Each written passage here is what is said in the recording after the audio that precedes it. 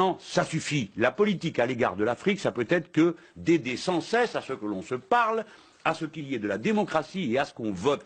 Les Maliens, je vous le rappelle, ont été parmi les plus brillants après le grand discours de François Mitterrand à La Baule, quand partout on a commencé à établir la démocratie et le multipartidarisme.